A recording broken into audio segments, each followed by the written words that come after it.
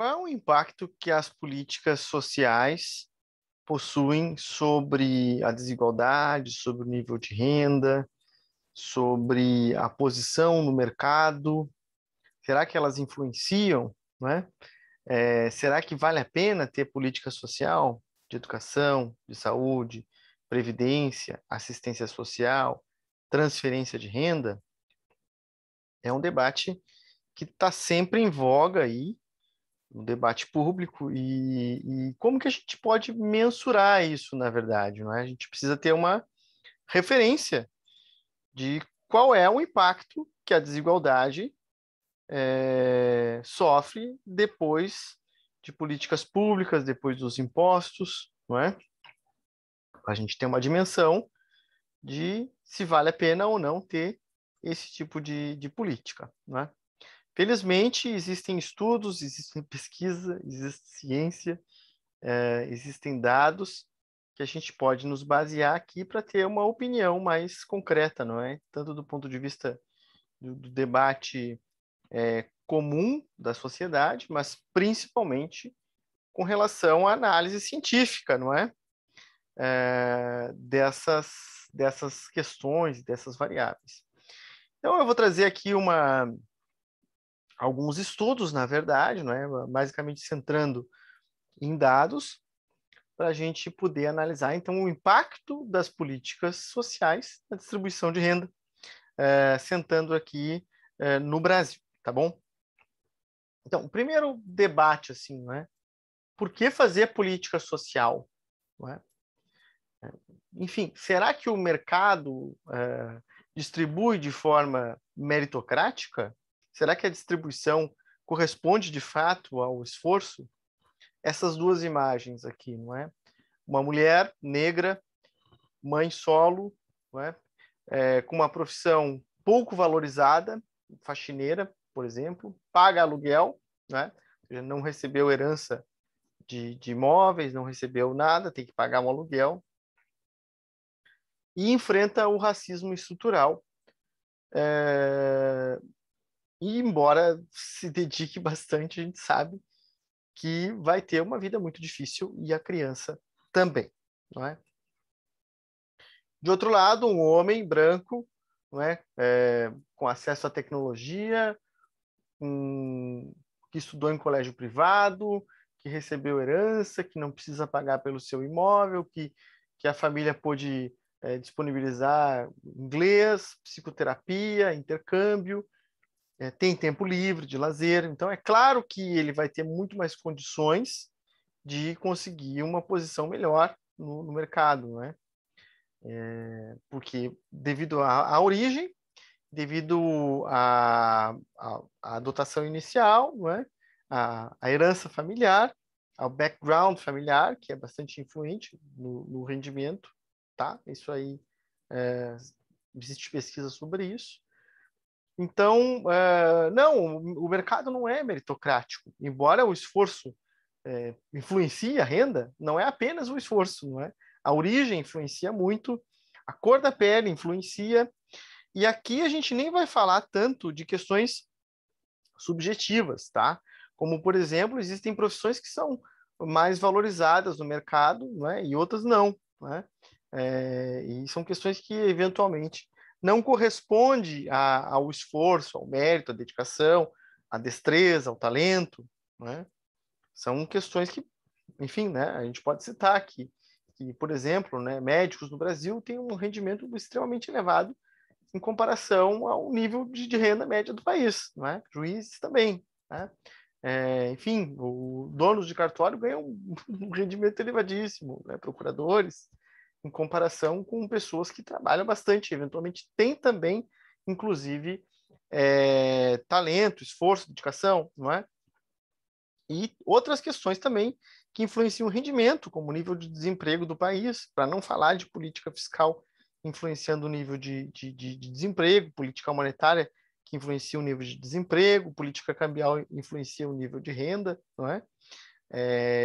E também a situação que o país está, o país que você está também influencia o seu nível de renda, não é? Então, a pessoa que faz o mesmo que eu num país muito mais rico ganha mais. certo? Então, a meritocracia, ela é falaciosa, não é? Então, é por isso que a gente precisa de políticas públicas, não é? Porque o mercado ele não distribui de forma eficiente. Os liberais dizem isso, não é?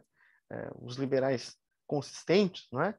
Os grandes autores liberais dizem isso, e existe toda uma literatura também apontando nesse sentido. Só para a gente fazer uma base aqui, né? Então, assim, meritocracia o mercado não oferece, tá? Então, muito parcialmente, embora o teu esforço influencie, é só uma parte do teu rendimento.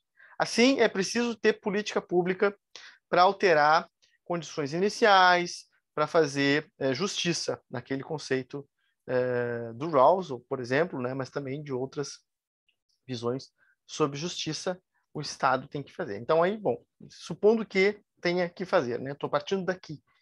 A gente tem que medir, né? Será que é efetivo ou não, não é? No Brasil, no mundo? Tem influência ou não no nível de rendimento? Faz diferença essas políticas? Bom, vamos ver. Pesquisa, né? Ciência, estudos, dados, né? Então, políticas públicas afetam a mobilidade e a desigualdade? Bom, então aqui eu vou usar uma das referências aqui, é o Fiscal Monitor do FMI, mais de 2017, que fala sobre essas questões, muito bom, não é? Aqui o impacto distributivo de tributos e gastos diretos, né, em diversos países, aqui particularmente nos países da OCDE, o impacto que tem no índice de Gini, que é a principal referência aí de índice de desigualdade, tá? Então, o azulzinho são os tributos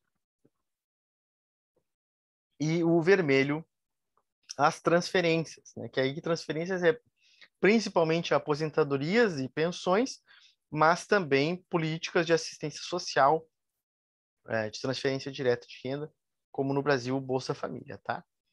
Então, nos países aí europeus, Canadá, Estados Unidos, Nova Zelândia, os países ricos, basicamente, um alto impacto, não é, das transferências, principalmente na desigualdade, tá? Então, uma variação grande do índice de Gini em diversos países a partir das políticas de Estado, né? Então, influencia? Sim, influencia, certo? Bom, aqui o gasto social, né? Então, é claro que, bom, não é? Mais uma vez, no debate vulgar, sempre falam, olha, sei lá, o Canadá tem a carga tributária mesmo aqui o Brasil e os serviços são melhores, né? Só que a renda per capita do Canadá é muito maior, isso significa que a renda do Estado per capita é muito maior.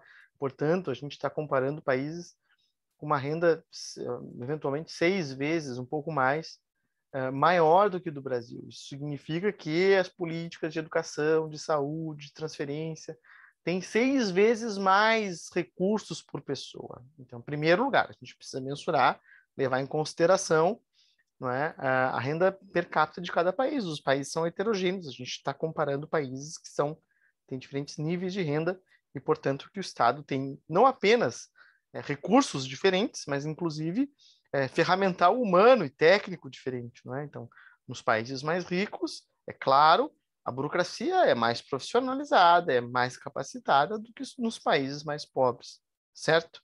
Então, tem essa questão do capital humano, mas também o próprio recurso financeiro, que é diferente, tá? Então, não tem como a gente comparar o Brasil com países ricos, né? A gente faz essa comparação, porque tem uma dimensão, mas sempre tem que contemporizar o nível de renda do país, né?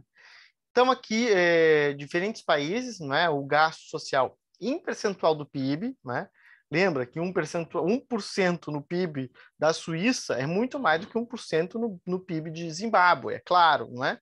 Então, aqui em percentual do PIB, né, que é muito maior, os países ricos gastam mais, né? Em educação, em saúde e em proteção social. Aqui no caso, em destaque aqui, a América Latina, não é? E Caribe, que, enfim, também é uma região heterogênea, mas é onde nós estamos, que está atrás dos países avançados, da Europa emergente, né? Que é a Europa Oriental, e à frente né, em termos de percentuais do PIB, mais uma vez, do Oriente Médio, da Ásia e da África subsaariana.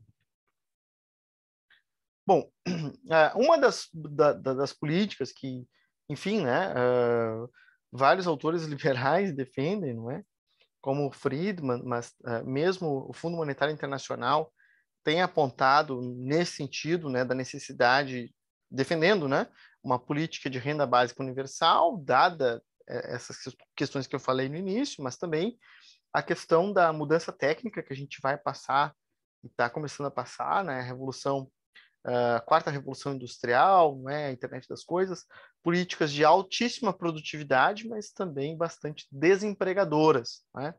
Bom, não vai ter emprego para todos, tá? Essa é a realidade. Ah, mas o mundo está sempre em pleno emprego. Não, né?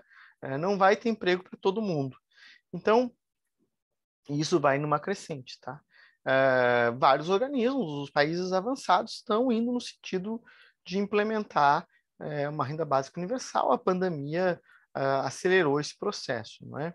Então, aqui também o FMI defende essa política cada vez mais. Renda básica universal é uma renda para todos, né?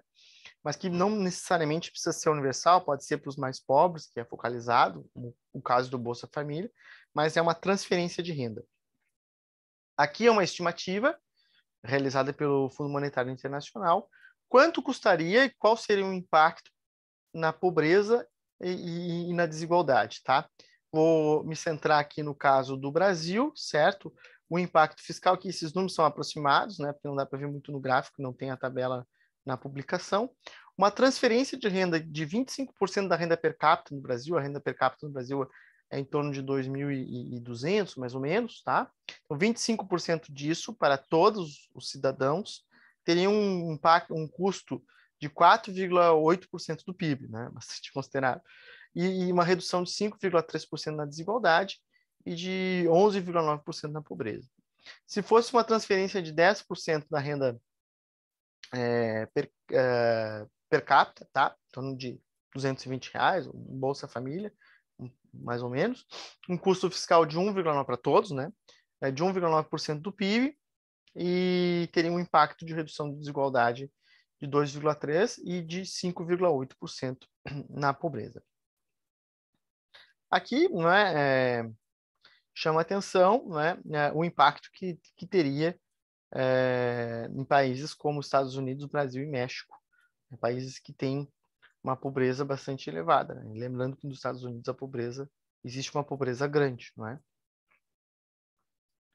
Bom, esse gráfico também aqui é interessante, embora um pouco mais de difícil compreensão. Ele mostra os efeitos do índice de Gini, da desigualdade, antes e depois da tributação, tá? Aqui o centro da análise não é em tributação, mas só para mostrar esse gráfico aqui, né, em que o Brasil está aqui em cima, não é?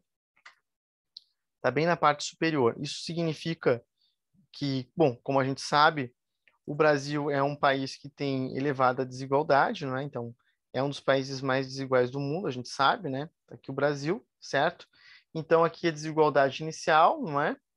Nesse eixo aqui das abscissas, certo? Então, quanto mais para a direita, mais desigual é o país. No caso, o Brasil bastante desigual, Colômbia também. E aí, após, não é? A tributação, a redução da desigualdade. O Brasil reduz um pouco a desigualdade, mas muito pouco, não é? Muito pouco.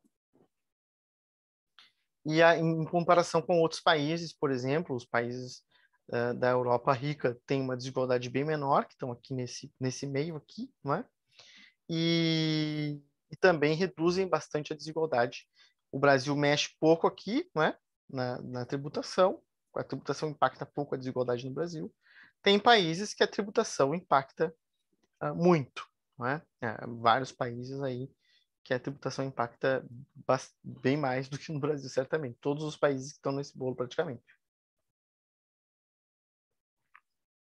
Então, é claro, como a gente sabe,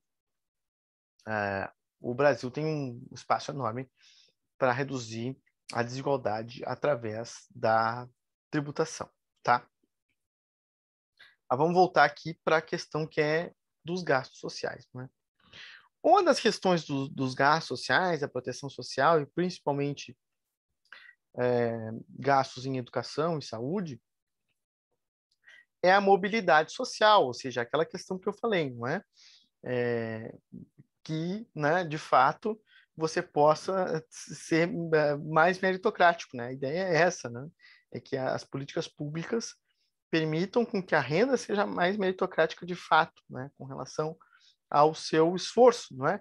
E não tanto com relação à sua origem, as condições que você teve no início, o país que você vive e tudo mais, né? Embora isso, quer dizer, o mercado perfeito é claramente uma utopia e uma ilusão.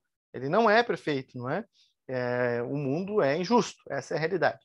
Né? Então, tem pessoas que nascem muito ricas e que nem precisam trabalhar, e tem pessoas que nascem muito pobres, que começam a trabalhar desde criança até a velhice e morrem pobres. Não é? Então, aí a questão aqui da mobilidade, não é? Em termos que existe também menstruação, né? Que é o impacto da renda intergeracional, o quanto a renda dos seus pais influenciam, não é? Na sua renda, não é? Ou na renda de determinado país, enfim. Vamos dar uma olhada também em dados, não é?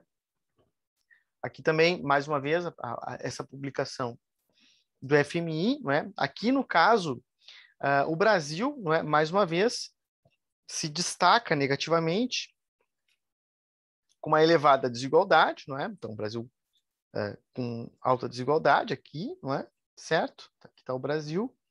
Então, o índice de Gini já alto do início. E quanto mais elevada, aqui é uma relação entre desigualdade de oportunidade e desigualdade de renda. A desigualdade de renda é inicial, né? A desigualdade de oportunidade tem relação com a origem, né? Então, claramente, ou plotando aí vários países, existe uma relação direta entre desigualdade de oportunidade e desigualdade de renda. Ou seja, os países que têm maior desigualdade têm também maior desigualdade de oportunidade. Ou, quer dizer, dificuldade de mobilidade social. Né? Bom, aqui é a mobilidade social intergeracional. No Brasil, não é, o impacto da renda, né, dos pais tem muita relação na renda pessoal, não é? Isso quer dizer origem, né, condições, treinamento, tempo, dedicação, esforço, né? Tem que ser bem claro, né? Claro, nem precisa pensar muito, né? Uma família de classe média que pode permitir com que o filho se desenvolva, estude, e uma família de baixa classe, né, que é pobre, enfim, que a criança tem que trabalhar, a mãe também não consegue ter tempo para dar atenção, a criança tem que ir num colégio pior e não tem tempo para se dedicar, tem que fazer bico. É claro que uma criança que treina, que estuda, que se dedica, que tem capacidade de treinamento, de concentração, vai conseguir ter melhor mérito no mercado, não é? Então, no Brasil, não é? O impacto da renda dos pais é muito grande com relação à renda que essa pessoa vai ter, não é? Ou seja, pouco meritocrático, certo? E aí, em países, por exemplo, como a Finlândia, Noruega, Dinamarca, Canadá, Austrália, Suécia, Nova Zelândia, até mesmo a Alemanha, se destacam, não é? Com relação ao baixo impacto que a renda dos pais, ou menor impacto, embora tenha também, não é? O menor impacto que a renda dos pais possui no rendimento dos filhos.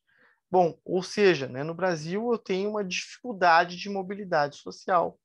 Né? Isso quer dizer menos meritocracia. E o que tem que fazer para aumentar a mobilidade social? Mais políticas públicas. Como é que você faz para aumentar a mobilidade? Bom, né, com políticas públicas, educação, saúde, transferência, habitação, que também é pouco falado, né, mas que, bom, as famílias mais pobres têm que pagar aluguel, têm que eventualmente comprar uma casa, financiar, e as famílias mais ricas não necessariamente precisam passar por isso, porque já recebem do berço, tá? E aqui uma outra mensuração de desigualdade de oportunidade, que é a proporção da desigualdade que é explicada por circunstâncias além do controle do indivíduo, não é? Então, além do esforço, da dedicação, do talento, destreza, quanto da sua renda não tem relação consigo, né? É uma questão externa, né? Da origem familiar, da estrutura social, da origem do país, tudo isso, tá? O Brasil, mais uma vez, se destaca aqui, não é?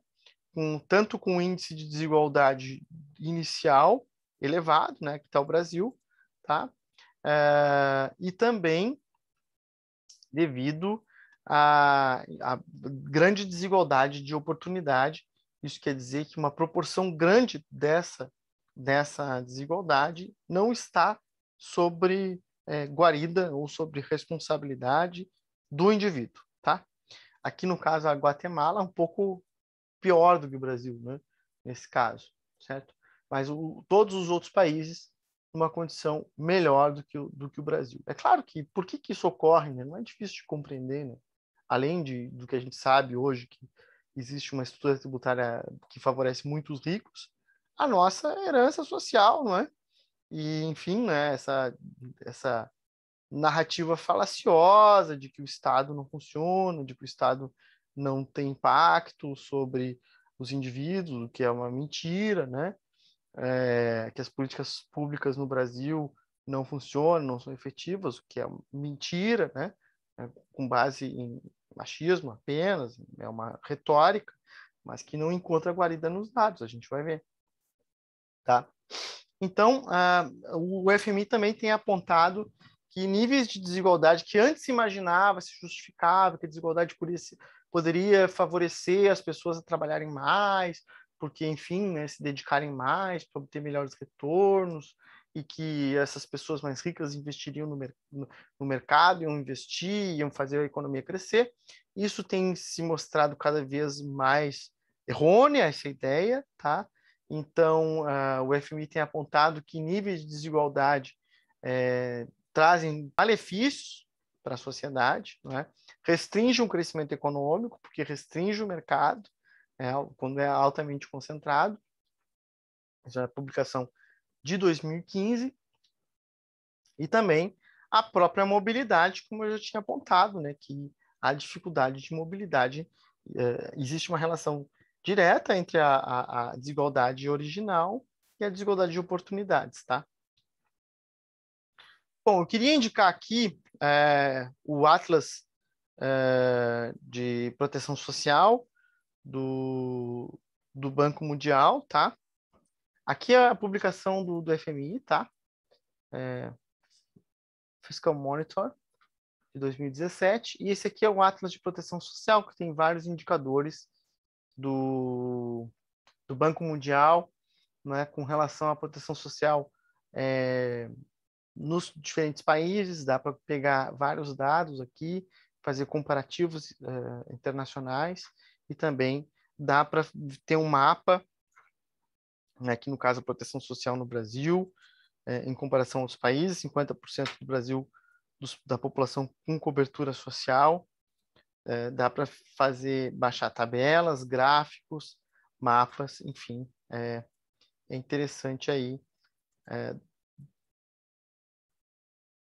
pesquisar um pouco nesse site, tá?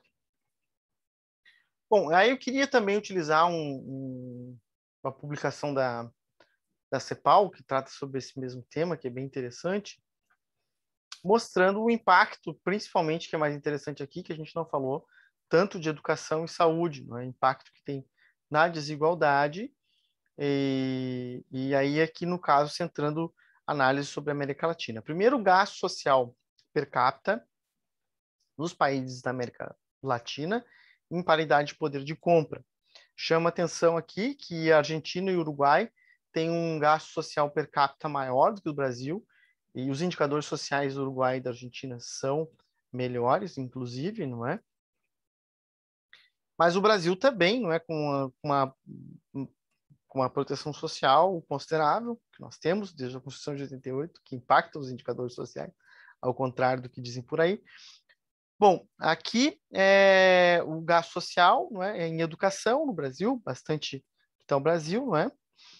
bastante expressivo, também saúde, seguridade e assistência social, o Brasil gasta bastante também, principalmente em previdência, não é? E esse amarelo queimado aí, habitação, que o Brasil gasta menos, não é? Bem menos do que a Argentina, do que o Uruguai, e mesmo do que Panamá, por exemplo, aqui, algo que eu estou descobrindo agora, que eu nem tinha observado, mas gasta, mas não tanto, não é? Em habitação, que é um dos problemas sérios aí que nós temos. Não é só saúde, educação e segurança, não. A habitação também é um problema sério, e é um problema social, não é apenas um problema que é derivado do mercado, tem relações estruturais. Bom, o gasto, aqui só para a gente ter uma dimensão, mais uma vez, né? Sempre tem que ter referência na comparação internacional, né? Que o gasto per capita em paridade de poder de compra em saúde, não é? Em diferentes países. Na América do Norte, $8.200, né, que é anual. Na Ásia Central, $2.300. Na América Latina aqui, $872. Então não tem como comparar, não é? O que se gasta na América Latina com o que se gasta nos países centrais. É 10 vezes menos, 4 vezes menos, 6 vezes menos, dependendo de qual setor que estamos tratando. No caso aqui, né, 9 vezes menos, mais ou menos, do que na América do Norte. E bem mais do que na África subsaariana e do que na Ásia Meridional, né, que são regiões mais pobres, né? Então, é claro que essas comparações têm que ser ponderadas, não é? Não é porque roubam mais, ou é porque o Estado é ineficiente na África subsaariana. Não, a região é pobre, não é? A renda per capita é baixa.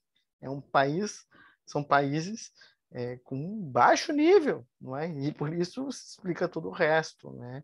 É bem mais simples do que a retórica, né, que trazem por aqui. Bom, aqui também alguns indicadores dessa publicação, né, que é, primeiro, o rendimento, como que vai mudando a desigualdade, né, de acordo com impostos, enfim, transferências e proteção social, etc. Tá? Então, o ingresso de fatores renda por conta própria da propriedade, depois pensões profissionais privadas e transferência privada traz o ingresso de mercado, né? Depois prestação em efetivo de seguridade social e transferências públicas em efetivo, o ingresso bruto, depois tem a redução de impostos pessoais e contribuição para a previdência dos trabalhadores, que dá o ingresso disponível em efetivo, e as transferências públicas em espécie dão finalmente o ingresso disponível estendido. Não é? Então, o impacto, não é, das políticas de transferência de renda e da contribuição social e do imposto direto na renda, não é, final, tá? Então aqui esse gráfico que mostra esse impacto, né, por país, certo? No caso da desigualdade antes e depois dos tributos diretos e das transferências. Aqui não está contando educação e saúde, por exemplo, não é? Então, no caso do Brasil, impacta bastante, né? Ao contrário aí do que eventualmente pode se achar, não é? Aqui, no caso, não é, o tributo, né, que impacta pouco, mas os gastos que impactam mais. Aqui uma redução expressiva, né, tá? Dá para ver aqui, né, essa redução do índice de Gini, tá? Pós, não é, a renda disponível efetiva, a renda final ali, que é a roxinha. Vários países aqui, né, para a gente comparar, enfim, não é? Alguns mexem mais, outros mexem menos. O Uruguai, novamente aqui, né, mexe bastante. Mas no caso, que esse é o mesmo gráfico que eu mostrei aqui para os países europeus no início, não é? Os países europeus, União Europeia, OCDE, bom, mexe muito mais aqui, não é? Então, uma redução muito mais expressiva de desigualdade, principalmente pelos gastos, como vimos, né? Mas também pelos tributos, tá? Diretos aí, que são efetuados nesses países centrais. Aqui, um gráfico também bem interessante, que é parecido com o anterior, mas de uma outra forma. O Gini antes e depois das transferências, tá? Então, as barras azuis é o Gini antes dos impostos e das transferências. No caso, o Brasil está aqui embaixo, tá? A redução aqui depois de impostos e transferências. Então, o Brasil reduz um pouco a desigualdade com impostos e transferências. Está aqui a variação em roxo, certo? Mas aqui, comparado a outros países europeus, principalmente, nos Estados Unidos também, enfim, OCDE, né, os países ricos, um impacto muito maior, né, aqui da desigualdade a partir dos gastos públicos, né, e dos impostos. Então, que é essa variação aqui da barra azul para a barra vermelha, tá? Bom, eu queria mostrar aqui separadamente também, que tem nesse mesmo estudo, que é bem interessante, o caso da Previdência, né? O Brasil, a principal despesa pública que o Brasil efetua é Previdência Social, gasta bastante, né? E a maior parte das pessoas que recebem o benefício recebem um salário mínimo, né? Então, a esmagadora maior parte recebe 2/3 de quem recebe do INSS recebe um salário mínimo, e aí até 2, 3 salários mínimos chega a quase 80% até 3 salários mínimos, tá? Então, a maior parte são pessoas de baixa renda. E aqui a redução da desigualdade na terceira idade, a partir da Previdência, portanto, né? No caso, o Brasil se destaca, reduzindo aqui bastante a desigualdade a partir da Previdência Social, né? A Argentina também aqui, o Uruguai também, são países que têm maior proteção social, esses países da América Latina, mas incomparável com o que acontece aqui na União Europeia e na OCDE. Claro, vários países da União Europeia estão na OCDE, né? Mas a OCDE é mais ampla. Né? Então, mais uma vez, né? Impacto muito maior das políticas públicas na desigualdade nesses países ricos. Aqui, né, entrando finalmente em educação e saúde, o impacto que essas políticas têm sobre a redução de desigualdade. Tá? Então, as políticas de educação e saúde no Brasil e na América Latina impactam a desigualdade? A resposta é sim, tá? De forma considerável. No caso, o Brasil aqui se destaca, né, porque desses países da América Latina é o que mais tem políticas públicas. O Brasil reduz a desigualdade com pensões, essa azul aqui, tá? Bastante. Reduz também com imposto sobre renda e contribuições, embora menos, mas reduz, né? Com transferências em efetivo reduz também, que é o azul mais forte. Esse aqui, gasto em educação, né, é o segundo que mais reduz a desigualdade aqui, se destaca bastante também, no caso do Brasil, em todos os países, na verdade, mas no Brasil, bastante. A educação reduz 5%, o Gini no Brasil, tá? E a saúde também reduz a desigualdade no Brasil, certo? Então, reduz bastante na América Latina, embora na União Europeia a redução seja muito maior, seja em 39% da desigualdade é efetuado através de tributos diretos e políticas públicas na União Europeia. Esse gráfico aqui também é bastante interessante, que pegando por decil de renda nos países da América do Sul, tá? O impacto que tem das políticas de educação, nesse caso aqui, sobre a renda disponível, tá? Então, para o primeiro decil de renda, que são os mais pobres, há um impacto enorme da educação pública, no caso aqui, sobre a renda disponível. No caso do Brasil aqui, um percentual de 160% da renda disponível. Tá? Incrível. Um volume bastante alto. Para os primeiros decis, né, bastante alto, os primeiros 3 decis, sobretudo, que são 30% mais pobres. 30% mais pobres miseráveis mesmo, a gente está falando, né? Miseráveis. Então, para esses, a educação é altamente progressiva, tá? Por todos os níveis, na verdade, mas quanto mais pobre, mais progressiva é a educação, o impacto é enorme em todos os países da América Latina, com destaque para o Brasil, não é? Que é o nosso centro aqui de análise, não é? Mas também Bolívia, né, em segundo lugar, depois Argentina, Colômbia e os demais países abaixo. E aqui o mesmo tipo de gráfico, no caso, para saúde. Né? Então, despesas em saúde também impactam para os DCIs mais altos, mais baixos, quero dizer, para os inferiores. Aqui a gente pode destacar, né, os 4 inferiores, né? O impacto é bastante grande da saúde em proporção à renda disponível. Né? Embora menos do que educação, 70 aqui, no caso do Brasil, para o decil mais pobre, não é? Mas de toda forma, decils inferiores também tem um impacto muito grande e vai reduzindo até os decils mais elevados. Esse aqui é um outro índice, tá? É um índice de Kakuani, que ele mede, não é, a diferença entre o índice de concentração de pagamento e o de Gini. Não é? Então, se tem um resultado positivo, quanto mais positivo, não é, mais progressivo é o gasto. Tá? Ele varia de -1 até 1 esse índice. No caso da educação, aqui tem para os países da América Latina, Brasil aqui, não é? Tá?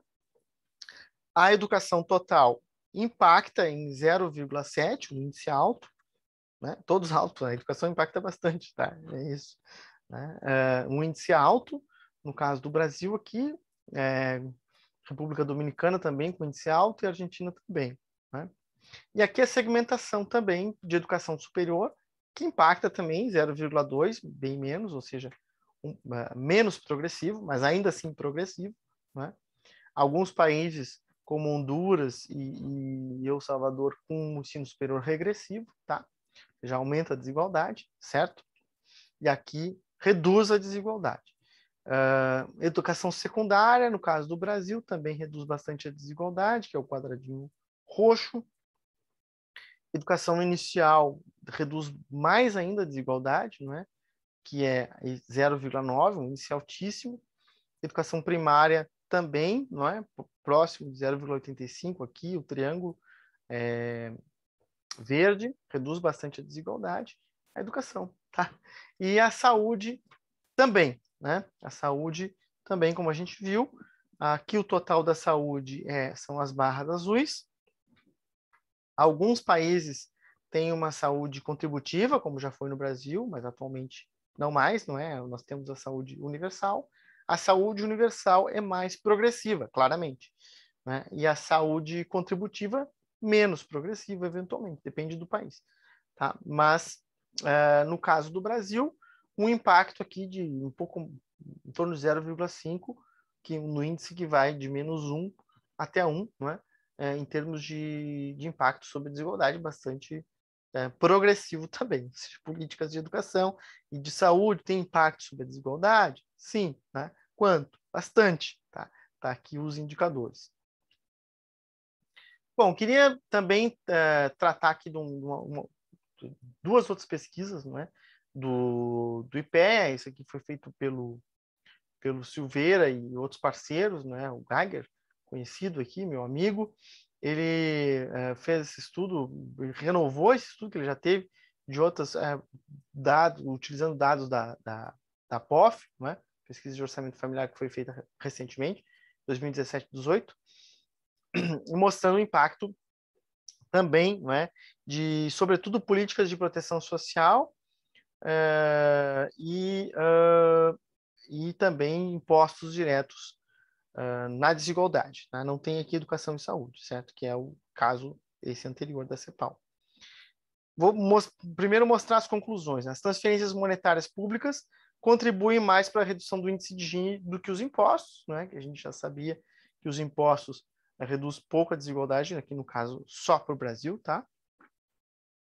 As políticas assistenciais, né? Bolsa Família principalmente, tem um caráter pró-pobre, né, que são extremamente progressivas, e para os estratos mais inferiores, não é? Impacto enorme, tá?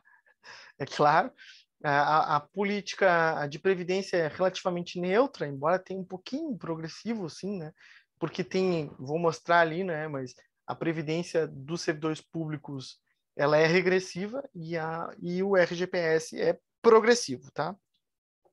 Os que mais impactam a desigualdade: aposentadoria e pensões, não é? Do RGPS, Bolsa Família e programas de transferência de renda, não é? São extremamente progressivos, certo?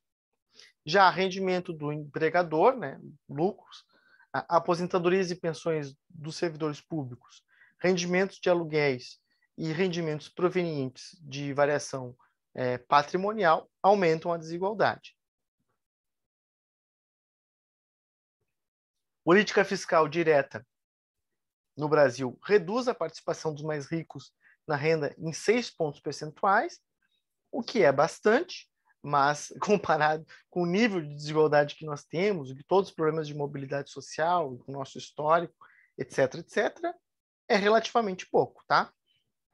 Quer dizer, poderia ser bem mais, e deveria ser bem mais. Transferências públicas apresentam um efeito redistributivo que pode ser considerado expressivo, representando uma queda de 11% no índice de Gini, tá? As principais transferências públicas são aposentadorias e programa Bolsa Família e outros tipos de auxílios, certo? Vamos dar uma olhada então nos dados, tá? Aqui, dados da POF de 2017-18, por extrato de decil de renda, ou seja, aqui estão os mais pobres, aqui estão os mais ricos, e só para a gente dar uma olhada aqui, né, a composição da renda, não é? A gente sabe que para os níveis mais ricos, no caso da POF e da PNAD, há um problema de subestimação, porque os mais ricos tendem a não ser tão fidedignos, né, nessas pesquisas de amostra, né, enfim, de entrevistas, mas, enfim, os dados de imposto de renda mostram uma desigualdade muito maior nesses estratos superiores de renda, mas, enfim, a partir desses dados que nós temos, é como nós vamos analisar. Mas pondero que existe esse problema, que é de conhecimento dos pesquisadores em geral, que tratam desse tema. Então, o regime geral de previdência social, ele tem um impacto aqui, né, por decil aqui, só para a gente dar uma olhada, né? Tá mais na classe média, certo? Claramente, né? Então, os mais ricos não estão tão protegidos pelo regime geral, não é? Porque são empregadores ou porque são funcionários públicos, e os mais pobres estão em problema de informalidade. O regime de previdência própria dos servidores também não pega os mais pobres, né? Pega mais os estratos superiores, né? Sobretudo as duas últimas camadas, tá? E aqui, Bolsa Família, programas sociais, claro, altamente concentrado nos estratos inferiores, aluguéis mais nos estratos superiores, é claro, tá? E variação patrimonial, né? Principalmente no último decil, na verdade, certo? É natural. Aqui o rendimento não monetário são estimativas, não é? Principalmente do não pagamento de aluguel, né? Que no caso, a habitação, né? O problema de habitação que nós temos, mas que para as famílias mais pobres, isso representa, relativamente progressivo, né? Porque a economia que eles têm de eventualmente não ter que pagar o aluguel, tá?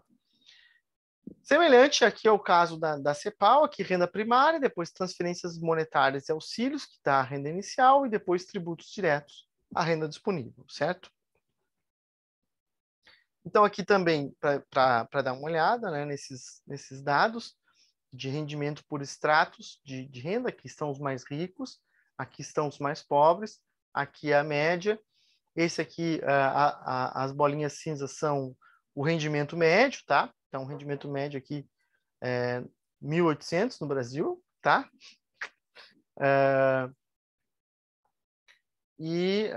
O rendimento por decil, né? Que é bastante dispar. No último decil, 7.700, tá? Já está nos 10% mais rico. O Brasil é um país pobre, tá certo? aqui 50% é abaixo de R$ 1.000, né? Aqui, claro, é a renda domiciliar per capita, né? Mas de toda forma. Bom, as barras azuis é a participação do mercado, o mais forte é a participação do mercado no rendimento, mas para destacar aqui, não é? Bom, Bolsa Família, claro, está concentrado nos primeiros decis, certo? Então, o impacto pró-pobre.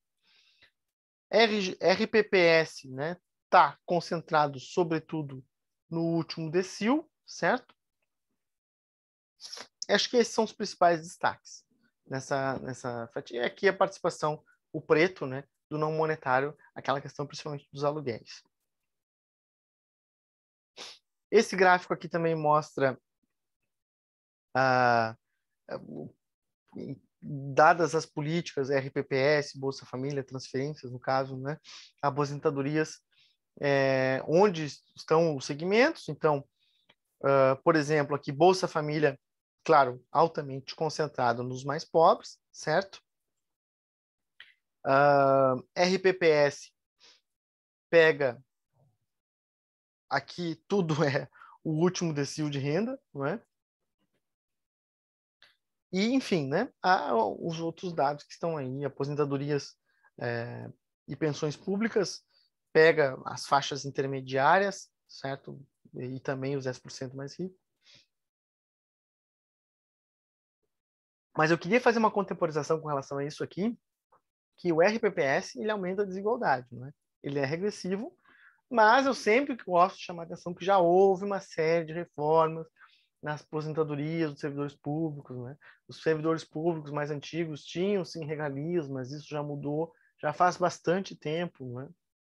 A reforma de 2003 teve um impacto importante, não é? A partir de 2013, não é? O teto dos servidores públicos ficou o mesmo do que o servidor privado, a não ser que você contribua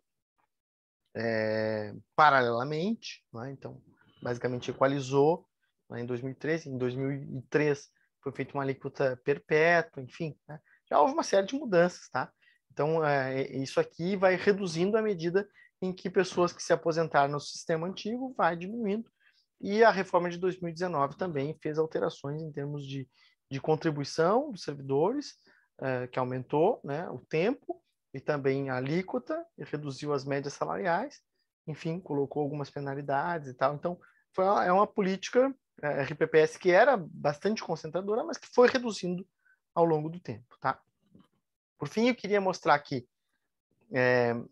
aqui com dados da POF anterior, de 2008-2009, uma pesquisa também do IPEA, tá?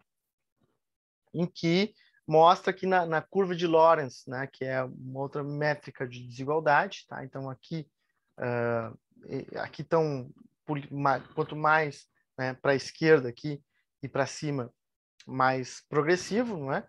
E quanto mais para baixo e para a direita, regressivo. Então, Bolsa Família altamente progressivo, né? Que é essa aqui. Tá? Benefícios do INSS aqui mostram um caráter ainda regressivo, né? Muito embora, como eu falei, né, isso mudou muito, né? Nesse meio tempo, então por isso que no caso da defasagem já conta aqui, né?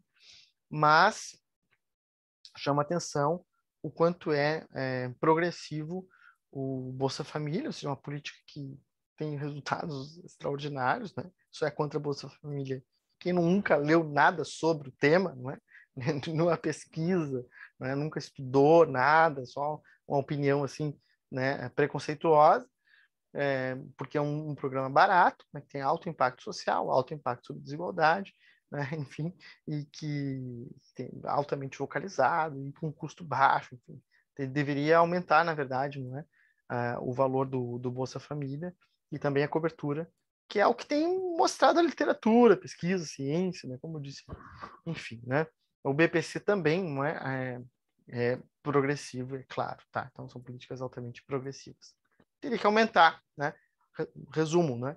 Teria que aumentar os valores e a participação dessas políticas, educação, saúde, transferência e habitação, que é algo que foi pouco falado aqui, mas que também é importante, né, para tornar aí a renda das pessoas mais meritocrática, tá? Então aqui estão as referências que eu parti para fazer então essa apresentação.